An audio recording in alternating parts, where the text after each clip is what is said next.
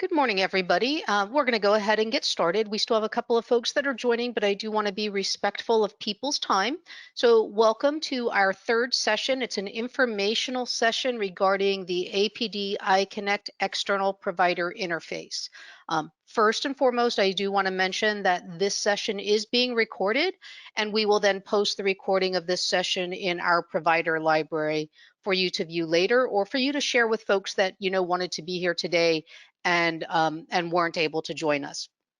So with that, just a little bit of housekeeping, and then we'll dive right in. All of you have joined in listen only mode, and that's because we have so many folks on the line. So if you have questions, there is a question box in your GoToWebinar dashboard that launched when you joined the webinar this morning. So if you have questions, please type those in, and if possible, I'll try to answer them as we go along, but otherwise, I think we're going to have plenty of time at the end to go ahead and take any questions that have come in during the course of the webinar this morning. So with that, we'll go ahead and we will get started. And I realize that we've got some new participants this month. Even though this is our third monthly informational meeting, I do see that we get new folks that register each month. So I just want to just take a moment and just talk a little bit about what the external provider interface is and what it isn't, in case this is new information for some of you and you're wondering, is this something that I need to do, something I have to do? Also, just as a point of clarification, this is, again, an informational meeting. This is not a training, and there are no in-service credits and no certificates for this. This is just really to help make sure that our providers are receiving the information that they need and have an opportunity to ask questions about the external provider interface as providers get ready to start using APD iConnect. So what is the external provider interface?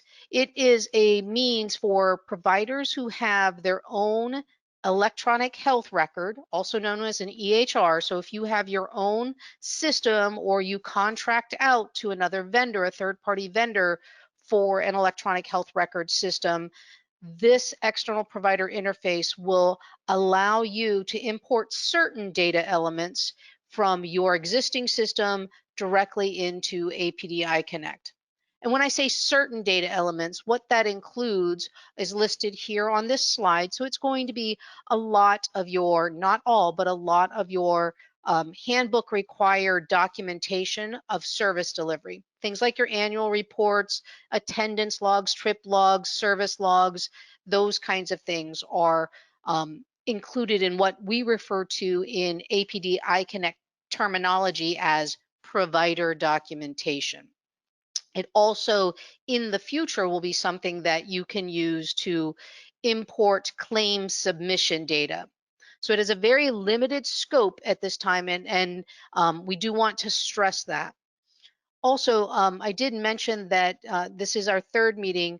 The other meetings and other information, if you haven't seen them or you weren't able to participate before, is available in our provider library, our APD iConnect provider library. And let me just go ahead and bring that up and show that to you, just so you guys know where to find it. This is the main APD iConnect page. On this page is where you can find information about minimum system requirements, updates for the training information, updates for the schedule implementation schedule. So, whoops, sorry, switched back before I meant to. I apologize for that. Those kinds of things are on this main page. So check here often because, again, that's where the schedule information is.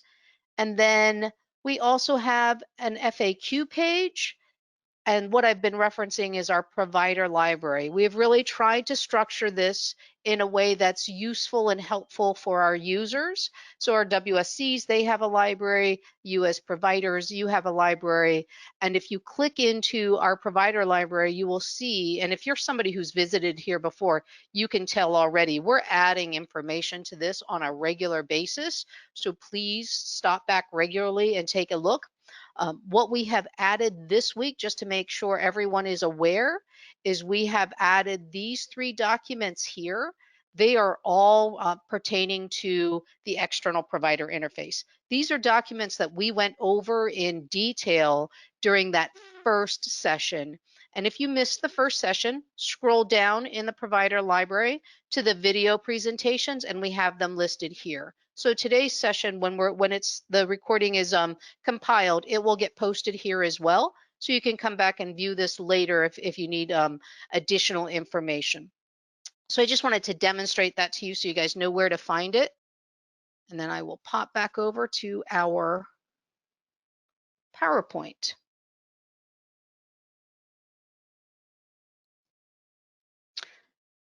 So again, if you've not been with us before and this is all new information for you, you might be asking yourself, well, if I don't have an electronic health record system, is that something that I have to get in order to be able to use APD iConnect? The answer is absolutely no. APD iConnect will become your electronic health record system. As many of you know from previous presentations and information that we've put out before, APD iConnect is actually a centralized statewide consumer and provider data management system. And so all of the consumer records are contained in APD iConnect. Your provider records are in APD iConnect. So if you don't have an existing system, don't panic. You don't need one. And so if you're one of those folks, then this information that we have today may not pertain to you specifically. If you don't use one of those systems, then you won't necessarily have a need to use the external provider interface. So you are welcome to continue and listen in and gather information, but I also totally understand if you want to drop off because maybe this isn't for you. It's totally up to you. If you don't have an electronic health record system and you're not going to be using the external provider interface, just keep in mind that you will always have the option to manually log into APD iConnect and enter that service documentation information directly into the consumer's record. Now, I know that some of you are personal supports providers, some of you are respite providers, and so you have either already gone through training or are in the process of going through training right now. And for those of you that have not yet had training, some of this information might feel a little bit disorienting to you. Don't panic. As we roll out APD iConnect for other services, you will be invited to training and you will get all of the additional information that you need. But for today's purposes, because we're focusing on the external provider interface, I just wanted to touch on, we do have information in that provider library that I just showed you about how to manually enter provider documentation for a service log. There's a document and a video regarding how to add a service log. So if you're curious because you haven't been to training yet, please stop by the provider library and take a look at both of those documents, the video and the document. For those of you who are wondering, well, how do I get my login information and when do I start using that? Again, the updates to our implementation schedule are in our APD iConnect main page. And as we roll APD iConnect out for other services, those providers will be contacted to attend training, and following training, they will be contacted to complete the steps that they need to be able to get their user credentials and their login information. So if you haven't been contacted yet, don't panic. It just means that we haven't gotten to your service at this point of the implementation schedule. We do want to mention that for those of you who are not aware, and I know some of you are participants, we have currently 2 pilot groups that are in process and actively using APD iConnect right now. They're helping to pave the way for the rest of you. So they're going to help make your experience better. So you might have heard from somebody, oh yeah, I'm using iConnect, and you're wondering, well, wait a minute, what happened to me? Again, don't panic.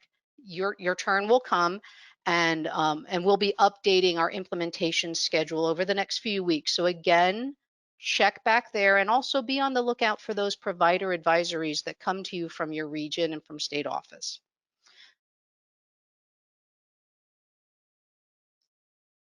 And so the other thing that I wanted to mention is that the external provider interface can also be used in the future, or will be available for use in the future, for providers to submit claims via an 837 file. And if you've never heard of an 837 file, again, don't panic.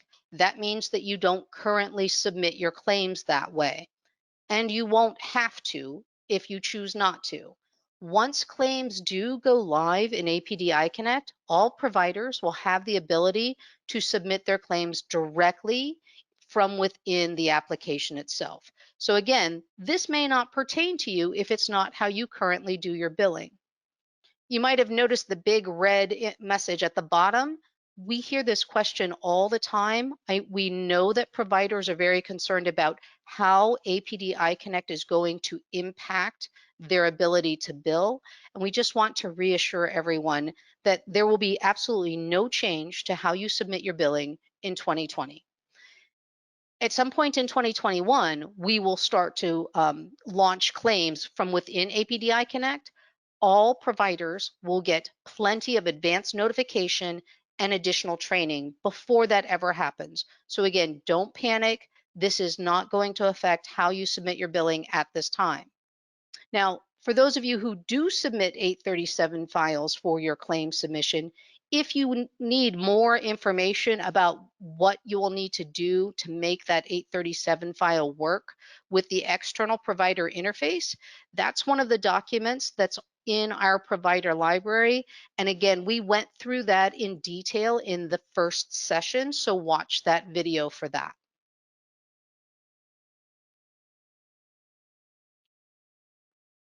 So how does the external provider interface work? It's relatively simple. I say that because I'm not the one that has to do any programming.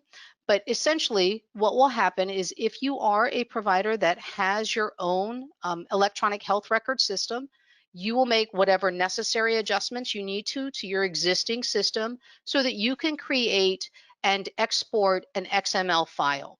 Now, that XML file has to be in a specific format, and just like the 837 file format, that information is in our provider library. And again, we went through that in detail in that video of the first session. So you can get all the information that you need there. Once you export that XML file, or in the future, that 837 file, once you export it from your system, then you'll import it into APD iConnect. There will be two ways that you can import it. Right now, we have the available feature of manually logging into APD iConnect and uploading that XML file. In early 2021, we're actually also going to have an SFTP option, which is Secure File Transfer Protocol, and providers will be able to use that to submit and upload their XML file. So in other words, you won't have to log into APD iConnect to upload it. You'll send it via that SFTP site. So that's coming in early 2021. So you might be wondering, we've got two options. How do you as a provider decide which option is going to work best for you? The beauty of it is that you can use either once they're both available. And again, as I mentioned, the manual upload and logging in and upload option is already available. So as providers start using APD iConnect, they can begin using that, and you can see if that's going to meet your needs. And then if you're interested in the SFTP option, what we are asking is that you send an email to our iConnect at apdcares.org email address with your contact information. And if you're interested, then what we will do is send out an email with instructions in early 2021 of what your next steps are. So if you want to get on the list for SFTP, send an email with your name, your contact name, your agency's name, and all of that to that iConnect at apdcares.org email address, and we will follow up with you as we get closer to rolling that out. And will you be able to choose whether you want to use one option or the other option? Are you locked in? The reality is that you will always have the option of using either the manually logging in and uploading that file or transmitting it via the SFTP site. So there's no worries about having to make a decision and being locked into something that you can't change later.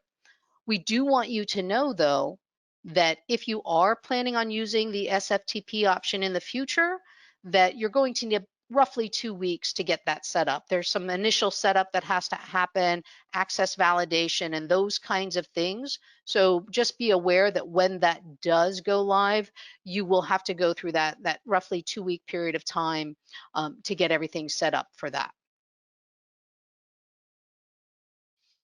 And this was just in response to another question that we had received in terms of where are we in terms of the SFTP feature. It's currently in the development stage, and we are anticipating that it will be available in early 2021.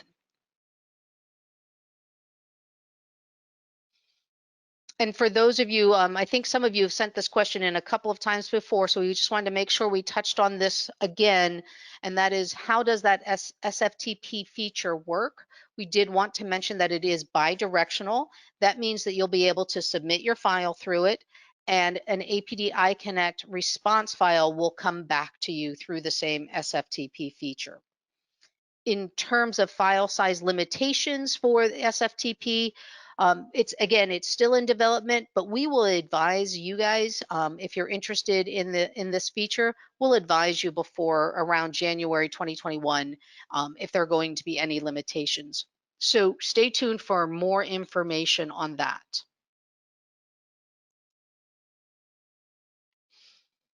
One of the worries that some folks have is that, once you're sent, as you're sending data automatically, there's always that question of, well, did it get in? How do I know that it got in? What if there's a problem with it? And again, not to worry about that, because there is always going to be a response file, whether it's the XML file or the 837 file that you're submitting. APD iConnect will return a response file, and you'll be able to look at that and identify any information. It will let you know what the erroneous records are, and it's as simple as you correct those issues and then you can resubmit. We are working with our vendor, WellSky, to develop a list of the common types of errors that you may encounter, so that we can have some tips for you in terms of how to resolve those issues. Um, we do have a question in the chat, and I'll just go ahead and take that right now so that we can, because I meant to mention this in the beginning. So thank you for that question. The question is, what is the difference between an EVV system and an electronic health record system? And will you as providers be able to use both? I do need to stress that while today's call is not focusing on electronic visit verification, this question comes up often. The APD iConnect electronic visit verification mobile site does not interface with the external with any other EVV system.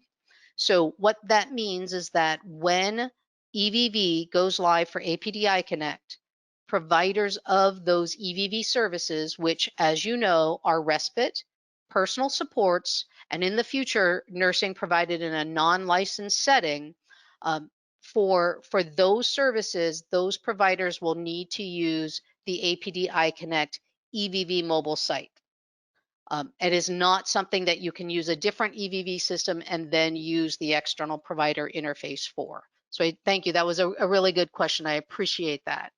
Um, in terms of those of you who use, as I said, third-party vendors to develop your system, or you contract with a vendor that maintains your system, if there's information that they need in terms of how to modify your system so that you can create that XML file or that 837 file to export from your system, all of that information is included in the documents that are in the provider library. And again, we went through those in detail in that first session, so you can watch that video for that first session. And that will help you if there's something specific that your vendor needs to do to prepare for using the external provider interface. Good questions, thank you. This is just a similar question stated slightly differently. Can providers choose to use manual or the SFTP feature one way and the other one for another way? So can you use the manual to submit your XML file and maybe the SFTP for the corrections? You have the option to use either one anytime, whether it's the first time submission or resubmission, because even on a resubmission, you're still sending an XML file. So, or an 837 in the future. So you're not going to be locked into one option or the other. As you're working with your systems and making the modifications to create those XML files, or the 837s, those exported files, we know that you're going to want to test that because again, you want to be sure that it's going to work. And so our process for testing those files is as you develop your XML file, you can go ahead and send that to the iConnect at apdcares.org email address. Please send it securely if you're using real consumer data, so that we can protect the HIPAA information. And if it does come secure so that we know what it is, please make sure you use text XML file in the email subject line, and that will help us route it to the right folks. We're going to have some folks with our APD team who will then take your file and import it into our test site, and then they'll follow up with you and give you the response file back, let you know if there are any errors or issues. Because things change over time, is there a possibility that the file format may change over time? Not being able to see into the future, I don't know, but what I can say is if the file format changes over time and you need to revise your exported file, we will use the same process for you to test any updated XML file format. So this is going to be something that will be available to you ongoing. And as we're continuing to develop the SFTP feature, some of you may want to get involved with the testing. And that's great because we really are going to need that anyway. So if you're interested, please send an email to the iConnect at apdcares.org email address. Understand that we're not going to be able to include all of our providers in testing, but we will do everything that we can to make sure that our group of testers is a good representation of all of our provider community.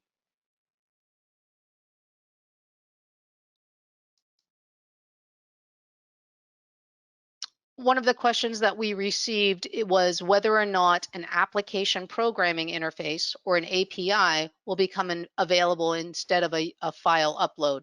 And no, there are no plans for an API-based data integration. Right now, our plans include the development of the SFTP feature, which provides for file-based data integration.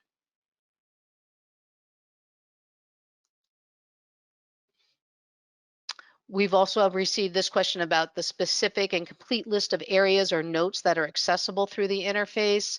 And again, for an XML file, it is really going to focus on only what we refer to as the provider documentation tab of a consumer's record.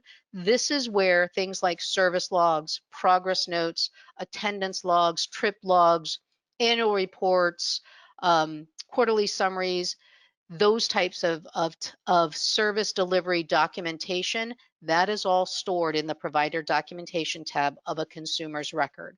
So for an XML file, that is what's included. The data that's needed for a service log, for example, that's all going to be included.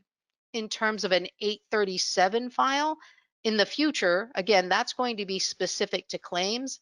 And those of you who submit currently by 837 files, you understand exactly what I'm talking about. But those are the only two areas that are accessible via the external provider interface. So we are aware that many of you are using systems that include other data elements, and I just went through what data elements are included in our external provider interface, our EPI.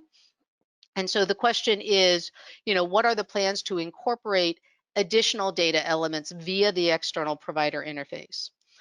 As you all know, we are implementing APD iConnect on a rolling schedule, meaning that certain services are going to go live first and then followed by additional services. It also enables us to have more time for training with each new functionality that's getting ready to roll out. So as APD iConnect becomes more fully implemented at that time, then APD will explore the possibilities for any type of enhancement or incorporation of additional data elements in the external provider interface. So there are no specific plans at this time, but it is on our roadmap in terms of the overall implementation schedule.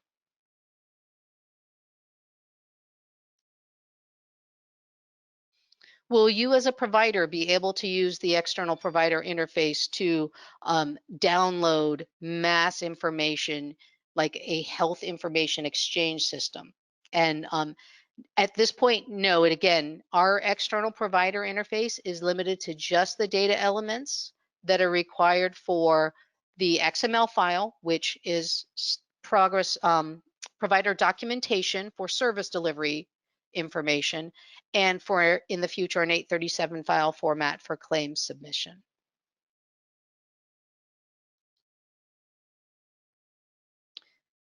Will providers be able to upload supporting documentation via the interface? And again, this is not a functionality that exists within the external provider interface. Additional documents can be uploaded manually by logging into APD iConnect and attaching them to notes within the consumer's record, but there is not the ability to include them in an XML file.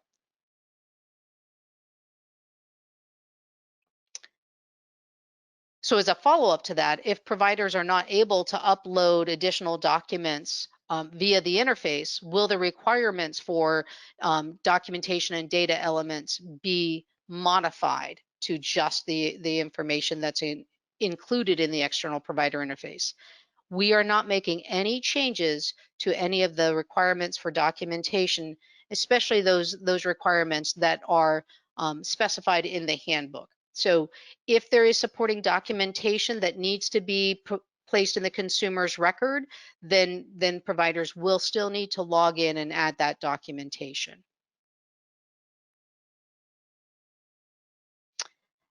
And then lots of questions as you guys are starting to work through developing your XML files, developing your 837 files, looking at the documents that are available in the provider library.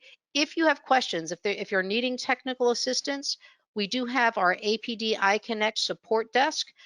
Their number is 800-353-5168. The agents that manage that call center, they will take your information. They are not going to be the experts on the external provider interface. So we do ask that you be patient with them, give them the information, and then they will route your call to the appropriate people who will then get back to you. But we just wanted to make sure that you are aware they are not the folks that are going to necessarily have all of the answers, but they're going to help you get connected to the right people.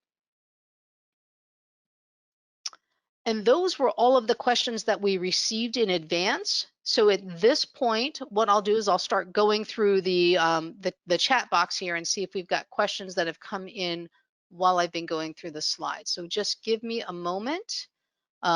We have a question about whether or not implementation plans or IEPs will be included. Those are not data elements that are included in the external provider interface. Those would be things that the IEP would be something that would fall under the umbrella of supporting documentation that might need to be uploaded and attached to a note in APD iConnect. The implementation plan actually is an existing form in APD iConnect. And so the forms that are created within APD iConnect are going to be the forms of record moving forward. See, we have another question here. Hang on one second. This one's a little bit of a long one. So this question pertains to electronic visit verification and whether or not the service logs will be able to be imported via the EHR system. So again, Let me try to say it a little bit differently. Service logs for respite and personal supports, for example, those will be entered directly in the APD iConnect EVV mobile site. Um, APD iConnect does not interface with any other EVV system, and the way that the EVV system for APD iConnect is structured, even sending that data via an XML file, like you would for, let's just say, a progress note, for example, that won't meet the requirements for the APD iConnect EVV system. So the answer to that is no, you're not going to import it from your EHR system using the external provider interface. Providers will be creating that documentation directly in the APD iConnect EVV mobile site. And if you want more information for how that works, in the provider library, we actually have a link for an on-demand webinar that walks you through all of the steps for how to access and deliver an EVV service and create the service log and upload it into APD iConnect. And at the end of that video, there is the ability to actually access our training EVV mobile site and practice delivering a service. All right, let's see what else we have here. So this was another question about EVV, but I think I just answered that. And we answered those questions already. What forms have been created in APD iConnect other than the implementation plan form? I actually will need to go back and look at all of the forms, but I know that the implementation plan is in there. Our supported living forms are in there, but off the top of my head, I don't have all of that. What we can do is make sure that that information is added to the FAQs in terms of what forms currently exist within APD iConnect. That way you'll have that information available to you at any time. And someone else asked about username and access, and so you may have missed when I said that earlier. As providers are growing nearer to being included in transitioning to APD iConnect, they will be contacted for completing the steps that they need to do to register and be able to get their login credentials. So if you've not been contacted yet, don't worry, it just means that it's not yet your turn, but we won't forget you. The best thing that you can do is make sure that your regional provider enrollment staff have all of your most current information so that when the services that you provide are scheduled for implementation, they're able to get in touch with you readily. There's a question about copies of the forms so that you can see them. We'll go ahead and try and put together PDF versions of those. They won't look quite as nice as they do actually in the system, but we'll try to at least get that information for you and put it all in PDF format so that you have it available. Question about, since the implementation plan form exists within APD iConnect, does that mean that it will have to be manually entered into the form through APD iConnect? And the answer to that is yes. And those are all the questions I'm seeing so far. I'm going to pause and just see if anybody else is in the middle of typing something. All right, we've got an additional question coming in. Excellent question. This question has to do with, in order for providers to create their XML or their 837 files and have them be compatible with APD iConnect, they need information out of APD iConnect because there are some fields that that we have within APD iConnect that you guys are not going to have in your existing system. The best example that I can give you right off the top is the consumer's iConnect ID, which is their system generated identifier, and you won't have that. We do have the ability for providers to get that information sent to them via a report. And again, if you go back and look at the first session and watch that video as well as review the documents that are posted in our library, that information has gone into in greater detail.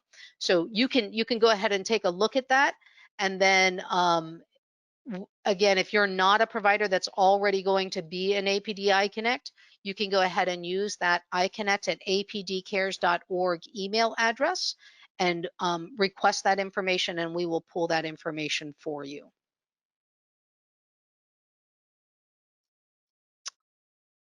I am not seeing any other questions. Let me find Lynn in the list here. And Lynn, I'm going to unmute you. And if there's anything that you want to add.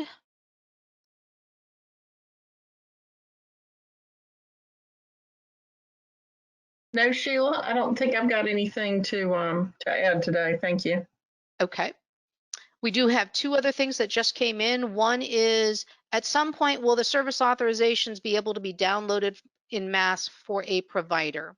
And so, yeah, there are two things. One, as providers start using APD iConnect, you'll be able to get all of your own authorizations. And I know that's going to make you incredibly happy. And two, yes, the support coordinators have the ability to create all of your authorizations. But again, I know you're going to be much more excited when you're able to get in and get your own authorizations. I will tell you that our pilot groups, one of the first things that folks do who are in our pilot groups as they get access into APD iConnect is go and check their authorizations. So I know you're all excited about that, and that's coming for you. And yes, we will go ahead and create a handout version of this PowerPoint so that you guys can have the questions and the answers available to you. And we'll probably add some of them to our FAQs as well. And the question to circle back to the authorizations is, will they be able to be downloaded in mass instead of pulling them one at a time? Yes, we are working on a report that will give the providers the ability to generate all of their authorizations at once instead of going into each individual consumer or opening each one and printing it at one time. That is something that is in the works for you. Can the authorizations be electronically uploaded into our EHR? That would be something for you to take back to the developers of your EHR. Currently, the way that the authorizations are generated is they are generated in a PDF format. So I don't know, that's all coding stuff that I would not have the information about. So I recommend you go back to your developers or the developers for the EHR system that you use and ask that question.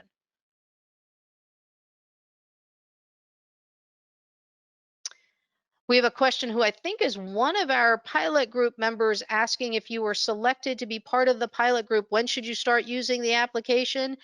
Yesterday. Absolutely. If you're a member of our pilot group and you haven't logged in yet and you haven't done the things that I mentioned during the orientation, please go in and get started and use that iConnect at apdcares.org email address if you have questions or you get hung up on anything. That is the whole point of the pilot group, is for you to get in and give us your feedback on your experience. So please, absolutely, get started today. Shriram, Lisa, anything to add?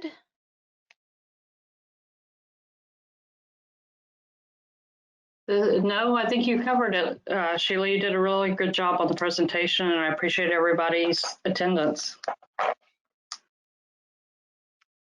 Shriram?